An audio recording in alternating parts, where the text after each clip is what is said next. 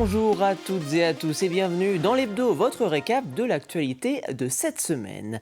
Et on débute cet hebdo avec un mot de la vague de chaleur arrivée en Vendée depuis ce début de semaine. Avant même que ne débute officiellement l'été, certaines professions adaptent déjà l'horaire de travail de leurs salariés. D'autres ont investi dans des équipements pour améliorer les conditions de travail. Exemple dans le nord-ouest Vendée avec Mathis Pires. Pause fraîcheur obligatoire pour ces artisans et de l'eau potable à volonté dans cette glacière. Avec les fortes chaleurs de cette semaine, jusqu'à 32 degrés attendus l'après-midi. Sur ce chantier, les ouvriers portent des tenues légères. Heureusement qu'on n'a pas de pantalon parce que sinon les conditions de travail seraient beaucoup plus compliquées. Après on essaye de se rafraîchir comme on peut. On a des glacières sur place électriques pour qu'on puisse avoir toujours la boisson fraîche. Pour s'adapter au mieux à la chaleur, cette entreprise de maçonnerie choisit ses travaux en fonction de la météo. Ce jour-là, il pose le liner d'une piscine.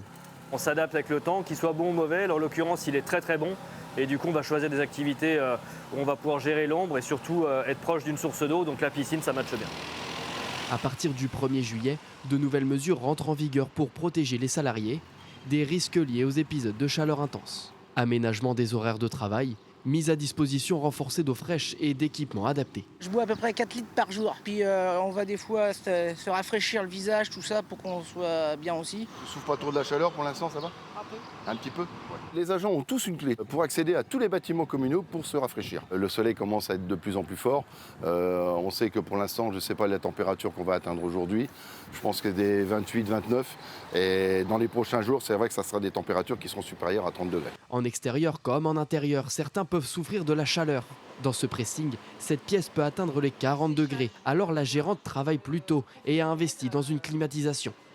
C'est un confort extraordinaire parce que si les salariés en général font 2 heures ici et après ils vont faire 2 heures au niveau du magasin où c'est climatisé pour récupérer, comme ça il n'y a pas 4 heures consécutives de forte chaleur. Les épisodes de forte chaleur devraient perdurer jusqu'à ce week-end, 38 degrés samedi. Météo France indique que le département pourrait être placé en vigilance orange canicule. Et chaque été, la Vendée accueille de nombreux visiteurs sur le littoral. Cette affluence est synonyme d'une hausse de l'activité des sapeurs-pompiers. Alors, ils sont plus d'une centaine de soldats du feu volontaire à venir renforcer les effectifs de nos casernes sur la côte pendant toute la saison estivale. En 2024, 8137 interventions ont été recensées par le SDIS de Vendée. Ce lundi, une partie des nouvelles recrues faisaient leur premier pas sur le territoire. Leur premier jour en tant que sapeurs-pompiers en Vendée. Bienvenue. Ils sont 25 volontaires venus de départements voisins en renfort des casernes de la côte cet été. C'est important d'accueillir chaque année pour leur saison les différents sapeurs-pompiers volontaires saisonniers. C'est d'abord leur souhaiter la bienvenue, l'occasion au travers d'ateliers de leur rappeler les consignes, de leur expliquer dans quel cadre ils vont intervenir. Et puis cette petite cérémonie d'accueil, c'est un moment important. Ça scelle pour eux le début de leur saison.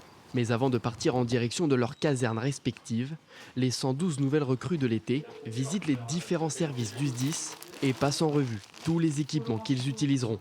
Tu m'as dit que c'était du M. Dans un objectif de passer le concours de caporal sapeur-pompier professionnel, j'ai décidé de venir ici pour avoir une activité opérationnelle plus large que je suis dans mon centre en Deux-Sèvres. Pour découvrir d'autres casernes, découvrir un autre milieu, comme je prévois de passer le concours, ça me permettra aussi de prendre pas mal d'expérience. Garde-vous! En Vendée, avec la forte attractivité estivale, les interventions augmentent. Alors, les casernes se renforcent. On a un surcroît d'activité très important puisque la population peut être multipliée sur les stations balnéaires les plus impactées par 10. On prend l'exemple du centre de secours de la Tranche-sur-Mer sur la partie sud du groupement territorial où la population est multipliée par 10 et donc le nombre d'interventions accroît de façon très considérable.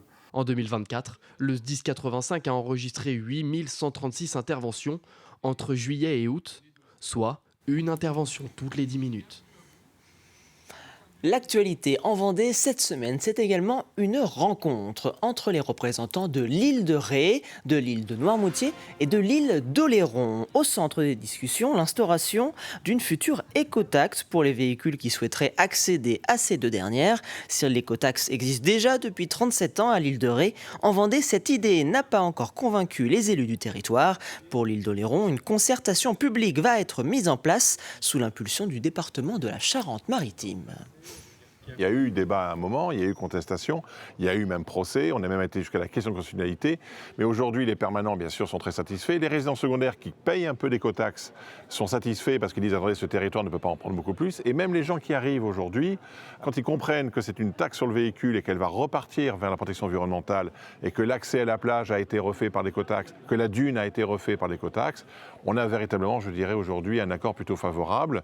Et on a même réussi à certains moments, comme sur l'ascension, à remonter le prix du tarif parce qu'il y avait trop de monde et qu'on était en surtourisme et ça a été partagé. On a des murs financiers qui nous attendent sur la défense contre la mer, sur l'adaptation au changement climatique, l'érosion du trait de côte et on a des problèmes à régler de surtourisme, comme j'ai dit, de stratégie touristique renforcée et durable. Et donc on a tout ce qui est la thématique des transports collectifs à mettre en place, la mobilité douce et cyclable. Donc toutes ces thématiques doivent rentrer dans le champ de cette éco-participation. On espère une fin positive pour l'île d'Oléron en 2026. Si Oléron devait avoir son péage, entre guillemets, son éco-participation ainsi que l'île de Ré, je ne vois pas comment Noirmoutier ne pourrait pas être traité de la même façon.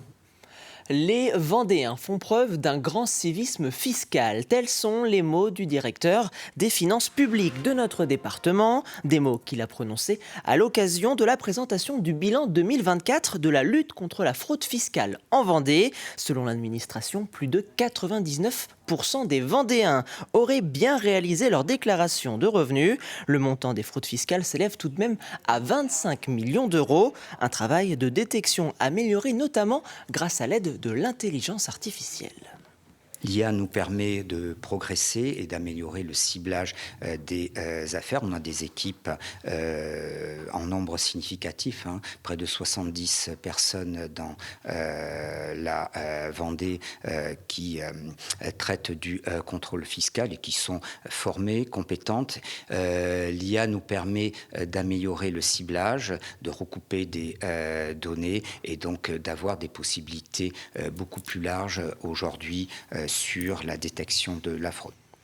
Près de 9 Vendéens sur 10 souhaitent vieillir à domicile. Mais entre un logement pas toujours adapté, les courses, le ménage et la solitude, cette solution est parfois impossible. C'est pour toutes ces personnes encore autonomes qu'est né le concept des maisons Marguerite. Depuis 2016, des colocations pour seniors autonomes ont fleuri partout en France. Il en existe 27 et la première de Vendée se trouve à Pouzauges. Elle dispose de 9 chambres avec salle de bain privée, dont l'une cherche encore preneur. Reportage Alix Lanos. De retour du marché, la gérante et l'une des maîtresses de maison rangent les courses, tandis que Josette donne un coup de main.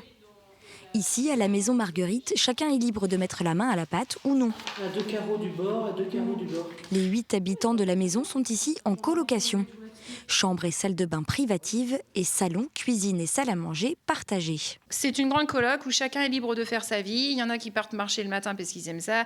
Il y en a qui partent à la journée parce qu'ils ont des activités. En fait, ils gardent le même concept, leur même fonction de vie que quand ils étaient chez eux. Mais au lieu d'être tout seuls dans des grandes maisons, ils sont avec d'autres.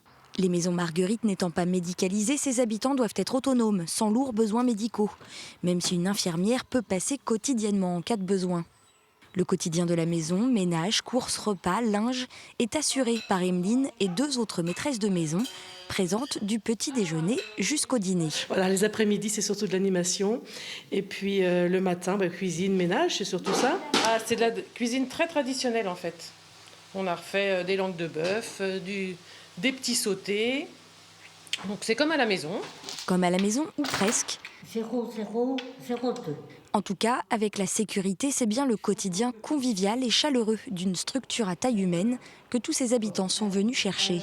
On n'est pas dans une grosse structure, on est dans une structure familiale sympa. On a une sécurité, voyez-vous,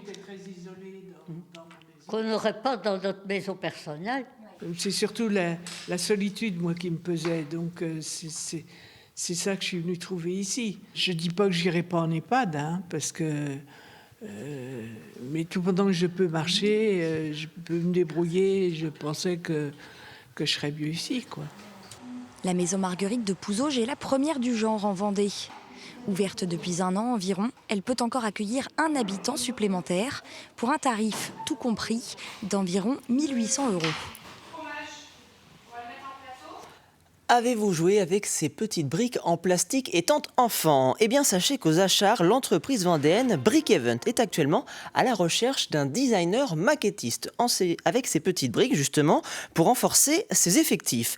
Un vrai métier, donc, vous l'avez compris. Votre mission, si vous êtes embauché, sera de réaliser des maquettes bien spécifiques à partir de commandes de sociétés partout en France. Mathéo Fromy.